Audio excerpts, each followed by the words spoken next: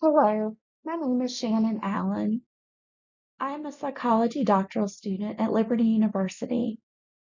Today I'm going to discuss the relationship between family dynamics and aggressive behaviors in adolescence.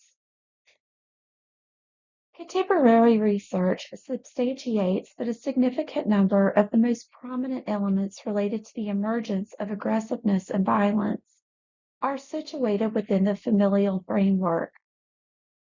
Family influences begin in the womb and persist throughout the lifespan. This presentation will review prenatal, genetic, contextual, and environmental risk factors related to the development of aggression and violence in adolescent children. Begin the discussion with an overview of current research, followed by a scriptural examination of the topic. Then I will discuss areas that remain unexamined in the current literature and propose a study to address these gaps. Through a review of recent studies on associations between family dynamics and adolescent aggression, I identified four themes: prenatal factors, particularly maternal behaviors, genetic factors, contextual factors, and environmental factors. Using secondary data from four large longitudinal twin studies, Malanchini and colleagues sought to examine possible associations between prenatal maternal tobacco use and the development of offspring aggression in adolescence. Although the effect size was small, there was a significant positive correlation between prenatal maternal cigarette smoking and adolescent aggression across all four epidemiological cohorts, regardless of sex and age. Also drawing from secondary longitudinal data for 2016 mother-infant dyads, Perry and colleagues investigated the connection between prenatal maternal cocaine use and aggression throughout childhood. Although this study examined the impact of drug use on offspring beginning at early childhood, they found a significant positive correlation between prenatal maternal cocaine use and reactive physical aggression, specifically during early adolescence. Reactive physical aggression is defined as aggressive behaviors in response to threats, provocation, and frustration, and is typically immediate and impulsive. A study conducted by Newland and colleagues examined the potential relationship between prenatal maternal stress and testosterone and cortisol levels. Additionally, the study aimed to determine if the testosterone-cortisol connection was linked to variations in aggressive behavior in adolescent offspring via alterations in the offspring's hypothalamic-pituitary-adrenal axis and the hypothalamic-pituitary-gonadal axis. To test their hypotheses, they distributed the Storm 32 questionnaire and collected saliva samples 5 months after the 1998 Quebec ice storm for 59 mothers who gave birth shortly after the storm. When their children reached 11 and a half years old, they were assessed using a saliva test and child behavior checklist. A positive correlation was seen between baseline cortisol and testosterone and prenatal maternal stress. Further, alterations were found in their adolescent offspring's hypothalamic pituitary adrenal axis and the hypothalamic pituitary gonadal axis, which predicted increased levels of aggression. Cecil and colleagues sought to investigate DNA methylation patterns that are linked to physically violent behavior, as well as the overlapping connections with behavioral and psychiatric symptoms that frequently occur simultaneously with aggression. In addition, they sought to investigate the relationship between DNA methylation patterns and environmental and genetic elements. DNA methylation is a heritable epigenetic marker whereby the activity of the DNA is changed, but not the sequence itself. The sample for this study consisted of 119 individuals aged between 16 and 24, with 53% of them being female. DNA methylation patterns were analyzed using buccal swabs and then replicated using blood samples and brain imaging. Participation in physical altercations was determined by the Youth Risk Behavior Survey. Environmental risk factors were determined by the Childhood Trauma Questionnaire. Alcohol and drug use were investigated using the Alcohol Use Disorder Identification Test and the Drug Use Disorder Identification Test. Psychiatric symptoms were determined by the Adolescent Symptom Inventory. Results indicated a specific area of DNA methylation that is linked to physical aggressiveness, independent of other coexisting issues such as attention deficit hyperactivity disorder and drug use. The validity of this link was confirmed by the examination of several tissues, including blood and brain tissue, demonstrating congruence. The results of this study provide empirical support for the association between DNA methylation and aggression, suggesting that it may serve as a biomarker. In their study with 247 socioeconomically disadvantaged male adolescents, Beardsley and colleagues aimed to explore the connection between childhood socioeconomic disadvantage and teenage gun violence, and whether early conduct disorder symptoms or exposure to delinquent peers were related. Using parent reports and census records, a latent factor index was constructed to measure social and economic disadvantage experienced by families and neighborhoods. In addition, researchers operationalized the study variables from scores on the peer delinquency scale, child behavior checklist, self-report of delinquency scale, and a weapons questionnaire. Results indicated associations between childhood socioeconomic disadvantage and teenage gun violence mediated by peer delinquency and behavior issues.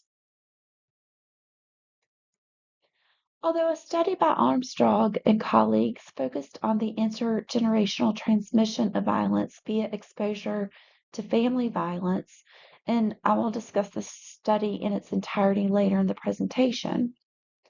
Using secondary data from the Survey of Youth in Residential Placement, researchers found that in their sample of 7,073 adolescents, the majority involved in child-to-parent aggression resided in single-parent homes. However, it's important to note that being raised by a single parent is not alone a risk factor for the development of aggression. As previously noted, there were other factors which I will discuss later in the lecture.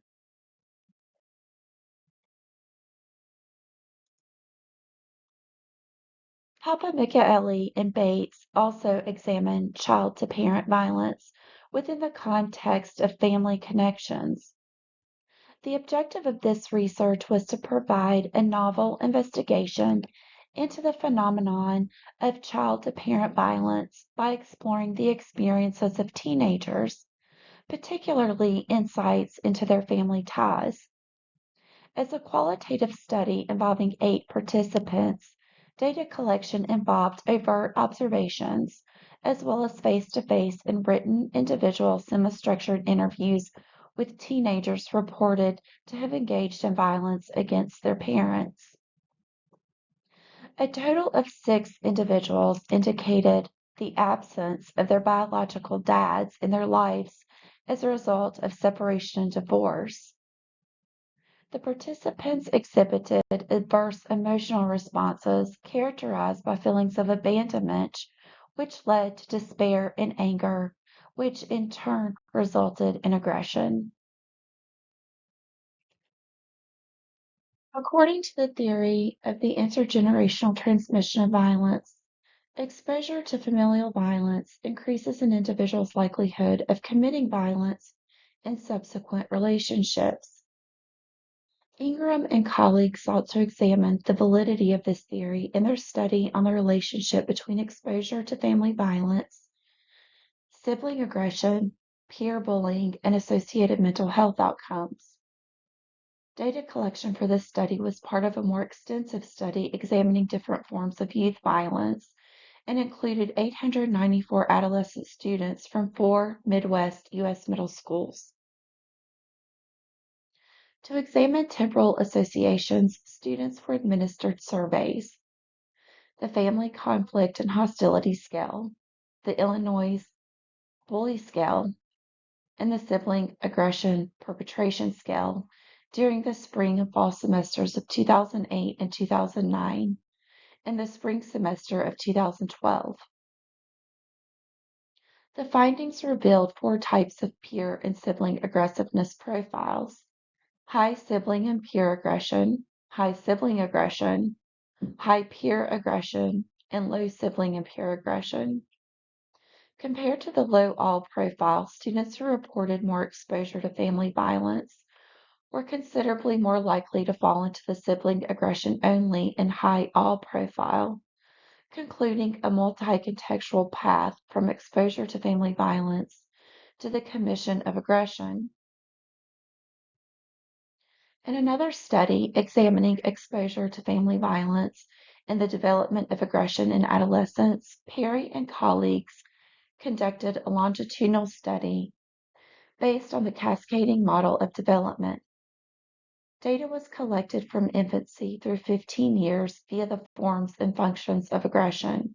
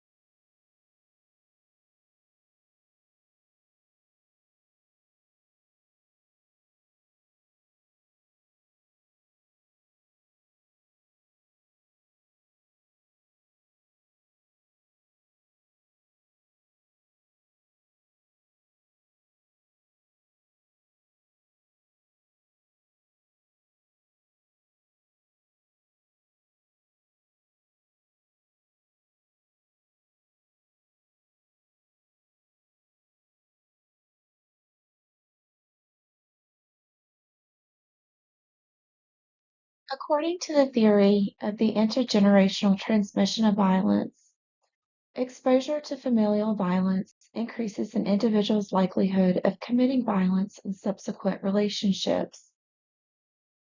Ingram and colleagues sought to examine the validity of this theory in their study on the relationship between exposure to family violence, sibling aggression, peer bullying, and associated mental health outcomes. Data collection for this study was part of a more extensive study examining different forms of youth violence and included 894 adolescent students from 4 Midwest U.S. middle schools.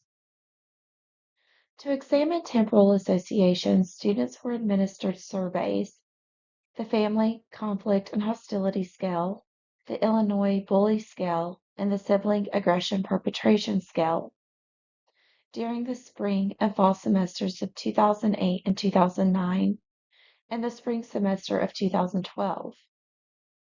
The findings revealed 4 types of peer and sibling aggressiveness profiles: high sibling and peer aggression, high sibling aggression, high peer aggression, and low sibling and peer aggression. Compared to the low all profile, students who reported more exposure to family violence were considerably more likely to fall into the sibling aggression only and high all profile, concluding a multi-contextual path from exposure to family violence to the commission of aggression. In another study examining exposure to family violence and the development of aggression in adolescents, Perry and colleagues conducted a longitudinal study based on the cascading model of development. Data was collected from infancy through 15 years via the forms and functions of aggression questionnaire completed by 216 parents. The results indicated that adolescents exposed to family violence showed significantly higher rates of reactive physical aggression than the control group who were not exposed. The presence of aggressive behavior among friends throughout adolescence has been linked to negative developmental consequences. Family violence has shown a robust correlation with several manifestations of aggressiveness, including physical and verbal aggression. Bolito and colleagues further explored this phenomenon by investigating the correlations between sibling aggression and exposure to family violence and their subsequent impact on peer physical and verbal aggressiveness in the school setting.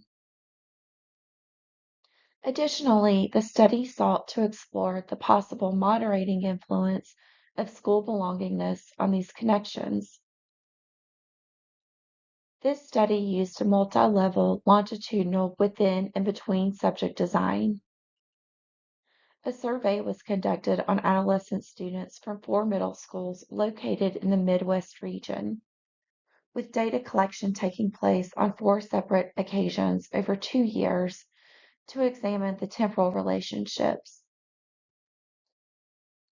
Constructs were operationalized using scores from the following instruments: the University of Illinois Bullying Scale for sibling aggression, Family Conflict and Hostility Scale for family violence, the Psychological Sense of School Member Scale for school belongingness, and the Illinois Bully Scale for verbal peer aggression, and the University of Illinois Fighting Scale for physical peer aggression. Researchers found a positive correlation between elevated levels of sibling hostility and increased verbal peer aggressiveness, both between and within subjects. The study found that there was a correlation between family violence and increased levels of physical and verbal peer aggressiveness between but not within subjects. There was a negative correlation between school belongingness and the occurrence of physical and verbal peer hostility over time.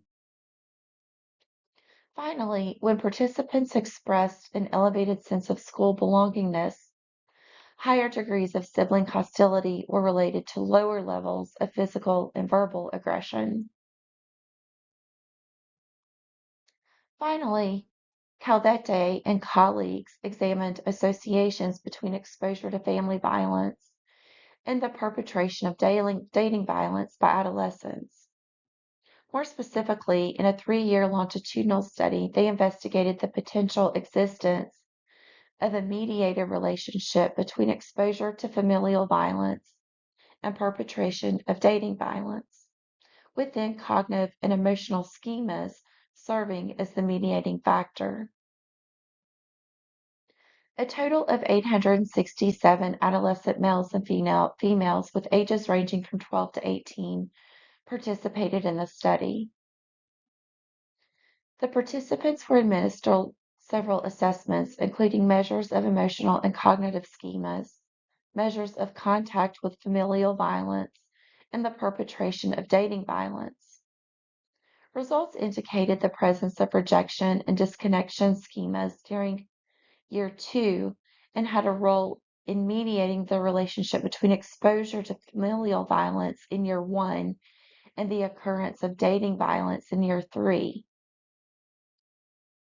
The study also found that individuals who were exposed to familial violence and had damaged boundary schemas during year 1 were more likely to engage in relationship violence during year 2.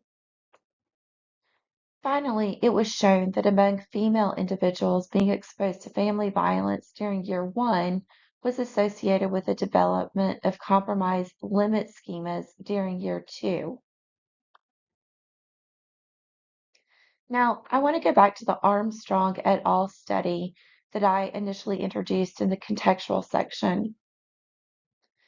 In addition to finding single parenting a risk factor in the development of aggressive adolescent behavior, they also found victimization in the form of parental, physical, sexual, and emotional abuse. Recall that Armstrong and colleagues used secondary data from the survey of youth in residential placements, which involved a sample of 7,073 participants.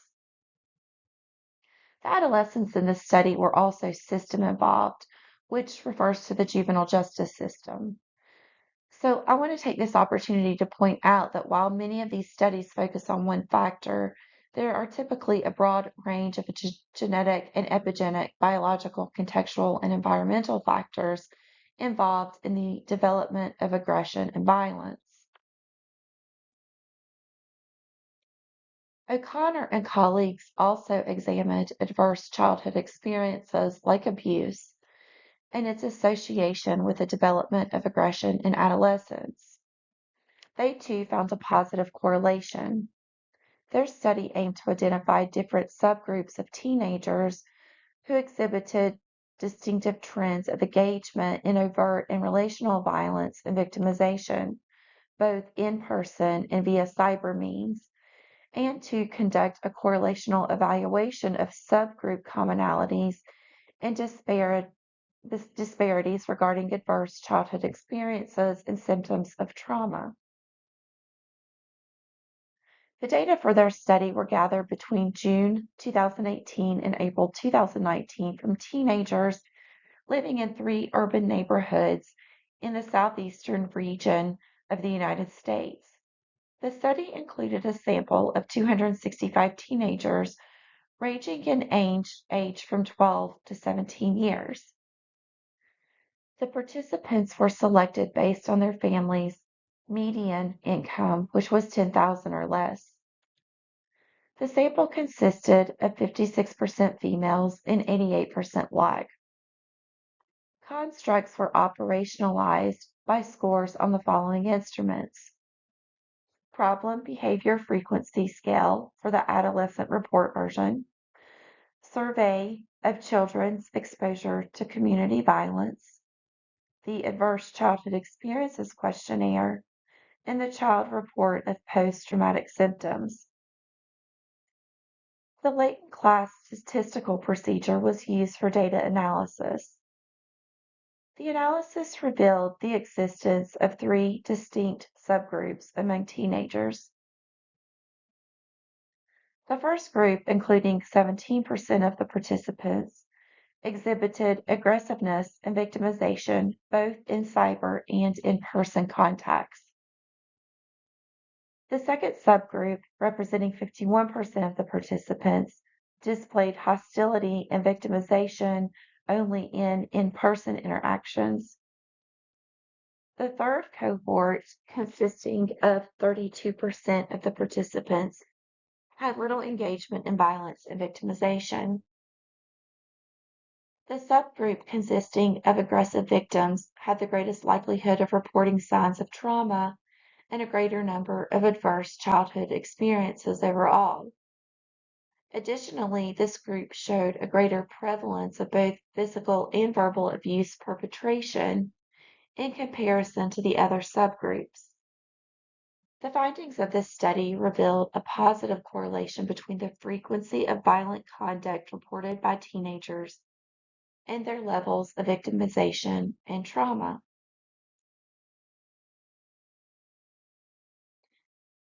Dusing and colleagues, interestingly, looked at the proximal relationship between adolescents and their victimizers and how that relationship was related to the adoption of normative ideas about using violence as a solution. A cohort of 268 Black sixth graders, 59% female, was chosen from 6 Chicago urban schools that were part of a 3-year longitudinal research focusing on low-income adolescents' exposure to violence. Scores on the following scales were used to operationalize the investigated constructs: my exposure to violence scale, normative beliefs about aggression scale, and the juvenile delinquency scale. The study design was longitudinal and cross-sectional. The study found that instances of victimization by family members were positively associated with general attitudes that promote aggressiveness. There was a negative association found between greater degrees of victimization inflicted by friends and family members and the endorsement of retaliatory views. Both categories of beliefs had a positive cross-sectional correlation with violent conduct, but were not longitudinal. Based on the quantity of current research, it is reasonable to conclude that parenting styles play a significant role, more so than other factors, in the development of aggressive behaviors in adolescents. For example, Mika Lee and Bates found in their qualitative thematic analysis on inadequate parent relationships that had a positive relationship with child-to-parent aggression. Data collection for this study involved overt participant observation as well as face-to-face and written individual semi-structured interviews with teenagers reported to have engaged in violence against their parents. The sample size was 8. Themes regarding inadequate parent-child relationships emerged as an absence of meaningful parent-child communications, adolescents' feelings of being rejected by their mothers, jealousy and resentment over parents' new partners, and a sense of being difficult to manage or being a burden.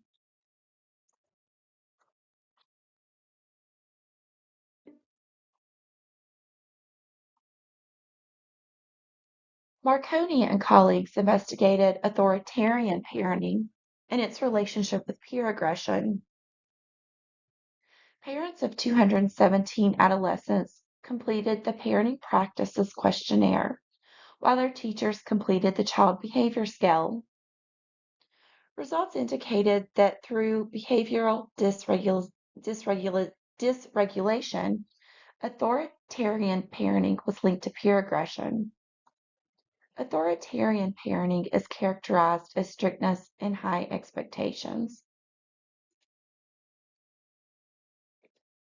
Corona and colleagues assessed how the impact of exposure to media violence on the risk variables of familial conflict, adolescent thrill-seeking behaviors, and impulsiveness, as well as the protective variables of parental mediation, monitoring, and involvement in their association with aggressive adolescent behaviors. 1,990 participants aged 14 to 17 were asked to watch segments taken from popular movies and television shows that showed violent content. Violent content was defined as intentional acts that caused or meant to cause harm to another. Exposure to media violence was operationalized by the total number of segments each participant had previously been exposed to prior to participation in the study. Aggressive behavior was operationalized by the total of times each participant had been in a physical altercation, had engaged in in-person bullying, or had cyberbullied in the past 6 months. Family conflict was examined using the Family Environment Scale. Parental surveillance focused on the degree to which adolescents perceive their parents to be aware of their locations and their activities. The parental involvement assessment included questions regarding the frequency by which teens reported spending quality time with their parents. Strict parental supervision examinations included questions about household rules and their enforcement. For example, are you forbidden from watching certain types of media? Active parental supervision was assessed by questions like, have your parents explained the difference between television and real life? Impulsivity was operationalized by scores on the Junior Eisnick Impulsivity Scale. Thrill seeking was examined using the Brief Sensation Seeking Scale. Results indicated that the exposure to media violence variable had a significant association with aggressiveness, ranking as a prominent predictor subsequent to family discourse and impulsiveness. The results also indicated that there is a significant quadric and linear association between the overall risk score and the probability of exhibiting aggressive behavior. Furthermore, there was evidence of an interacting relationship between exposure to media violence and family conflict in predicting aggressiveness. The presence of parental supervision continued to have a noteworthy protective effect even after controlling for all other identified risk variables. Che et al. Investigated the potential relationship between perceived parental psychological control throughout adolescence at age 13 and adolescent normative beliefs about aggressive behaviors at age 16. The data used in this study were obtained from the Child Development Project, which was a longitudinal study that tracked a cohort of 585 children starting at the age of 5. The study collected yearly data on the participants' emotional development and adjustment from ages 13 to 18. Data was collected from the following instruments: the Psychological Control Scale, the Normative Beliefs About Aggression Scale, and the Adolescent Behavior Questionnaire. Researchers found that perceived psychological control by fathers that were reported by teenagers at the age of 13 were shown to be predictive of normative beliefs about aggression at the age of 16. This, in turn, predicted their levels of aggressiveness at the age of 18. These associations were seen even after accounting for the influence of stern parenting, socioeconomic status, and gender.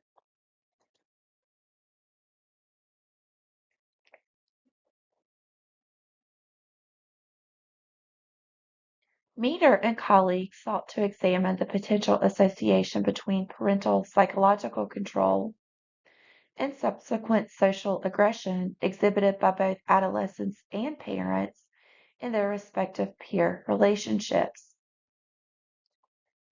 Additionally, the study aimed to explore the potential relationship between parents' social aggression and their utilization of psychological control within the parent-adolescent relationship.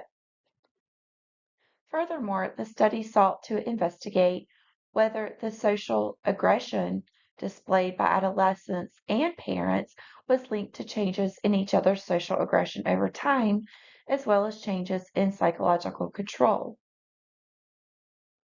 Parental psychological control was operationalized by scores on the guilt induction love withdrawal and a validating feeling scale.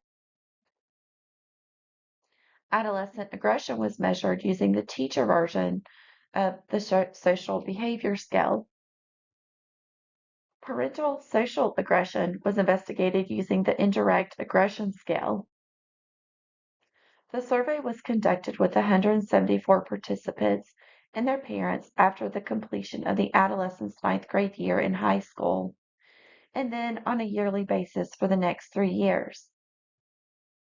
Findings indicated that teenagers who effectively use coercive and violent tactics to cope with and evade their parents' expectations were likely to escalate the utilization of such behaviors and extend their application to other situations in interpersonal connections.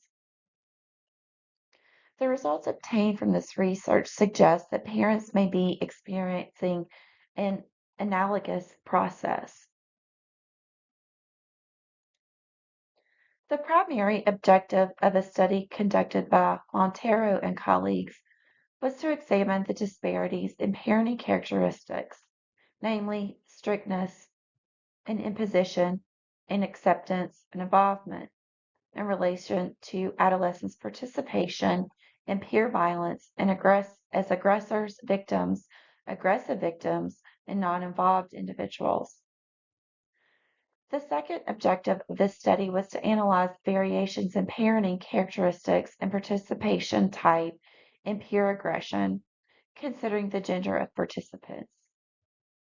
The final objective of this study was to examine the relationship between parental acceptance and involvement, as well as parental strictness and imposition in predicting adolescents' engagement in peer violence as aggressors, victims, and aggressive victims. A total of 779 participants completed the following surveys in 3 separate 45-minute sessions: the peer aggression scale, the peer victimization scale, and the parental socialization scale. The results of the study revealed notable variations in parenting aspects based on the gender of both the adolescents, male or female, and their parents, mothers and fathers. In the context of sons, however, it was shown that non-involved adolescents exhibited greater levels of mother and father engagement compared to both aggressors and victims of aggression. In the context of daughters, those categorized as non-involved exhibited greater levels of maternal engagement compared to those classified as aggressors. In addition, female individuals who engaged in violent behaviors and those who were victims of aggression reported experiencing greater levels of maternal imposition compared to those who were not participating in such behaviors.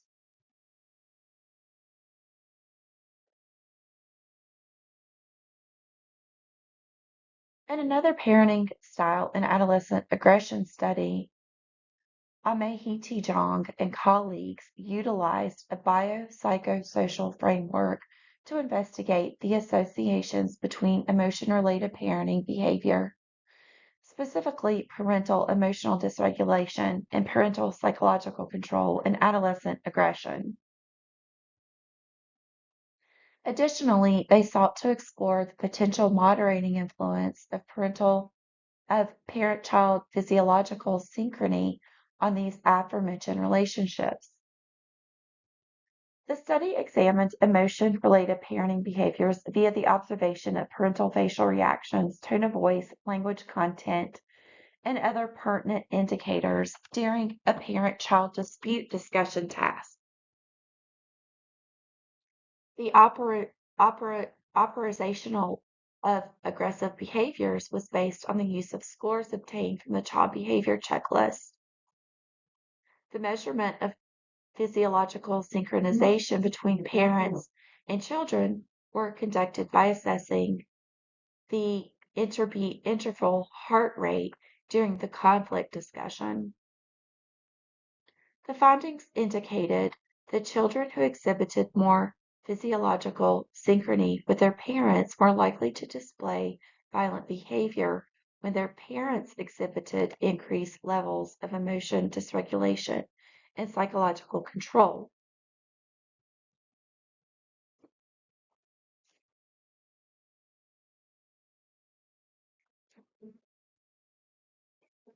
Folgorado and Kokonos examined the immediate longitudinal connections between attachment to fathers and mothers, specifically availability and dependency, and relational aggression.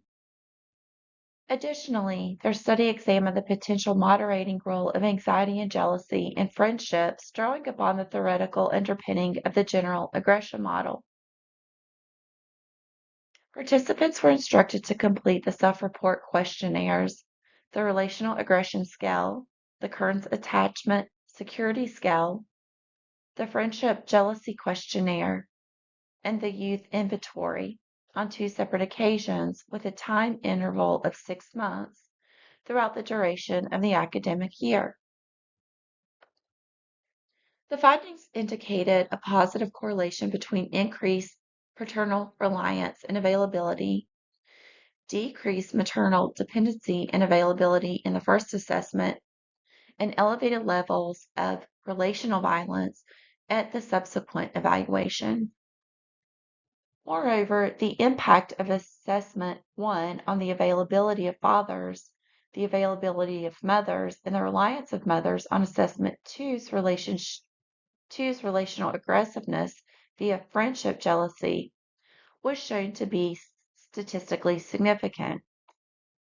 The substantial impacts of father availability, father reliance, mother availability, and mother dependency during evaluation two, relationship aggressiveness via anxiety, were observed.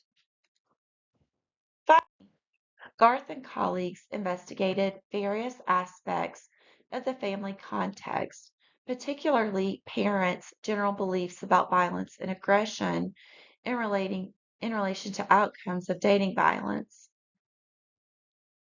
Data was collected from a sample of 495 adolescents who were from economically challenged neighborhoods. The sample was racially and culturally diverse. Data collection took place at the start of sixth grade and continued for three consecutive spring waves until the end of eighth grade.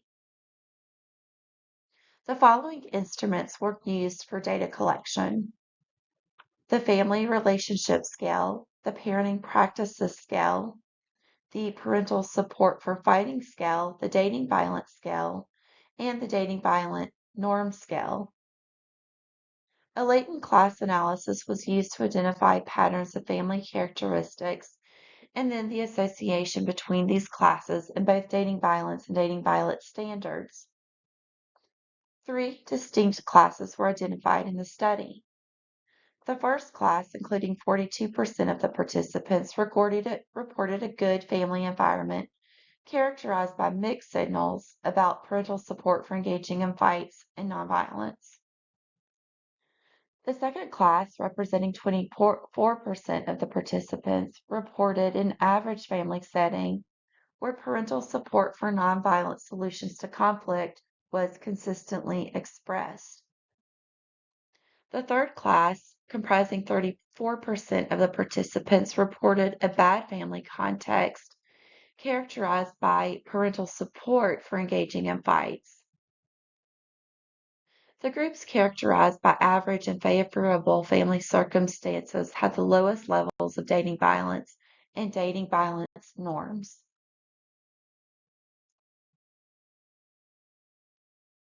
What many of these studies, especially the parenting style research, imply is that adolescent aggression is a product of parental provocation to some extent. This is addressed in Ephesians 6:4, which explains that fathers are instructed to refrain from engaging in behaviors that may provoke or incite anger in their children.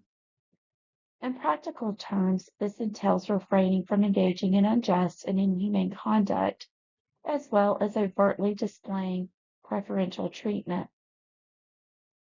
Parents who embody godliness should avoid inciting anger in their children because while anger may sometimes serve as a constructive emotional response, Ephesians 4:26 offers that it often gives rise to sinful behavior, such as violence and aggression.